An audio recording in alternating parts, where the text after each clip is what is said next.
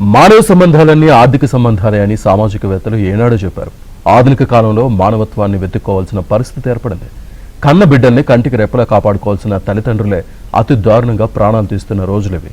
జనగాం జిల్లాలో ఇలాంటి ఘటన వెలుగు చూసింది. ఆస్తి కోసం కన్న కొడుకులకు విషమిచ్చి చంపాలని చూశాడు తండ్రి.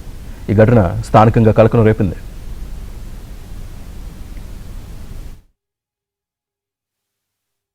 పోయిన నెల మార్చి 29వ తారీఖు ఫిర్యాది భర్త మరియు రెండవ భార్య మూడవ మమత ఇద్దరు కూడా దుబ్బతండాకు చెందిన ఒక వ్యక్తికి ఫోన్ చేసి అనిత పిల్లలు ఇద్దరు కూడా మంగళపండ తండ స్కూల్కి మీ ఇంటి ముందు నుంచే వెళ్తారు.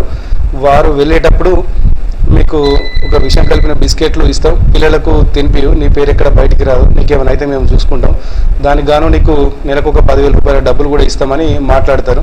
తర్వాత అతను భయపడి ఎవరికి చెప్పకుండా రెస్పాండ్ కాకుండా ఉంటే ఈ నెల ఏప్రిల్ నెల 7-8వ తారీఖు కూడా అతనికి పదే ఫోన్ చేసి మేము చెప్పిన విషయం ఏం చేసినామంటే అతను భయపడి అది నాతో కాదని అటు విషయాన్ని రికార్డు చేసుకొని ఫిర్యాది అయిన అనితకు మరియు గ్రామస్తులకు చెప్పగా వారందరూ కలిసి ఈ నెల 10వ తారీఖు పోలీస్ స్టేషన్కు రాగా కుట్రపూరితంగా వ్యవహరించి పిల్లలకు విషపు బిస్కెట్లు ఇచ్చి చంపి అట్టి భూమిని కాజేయాలని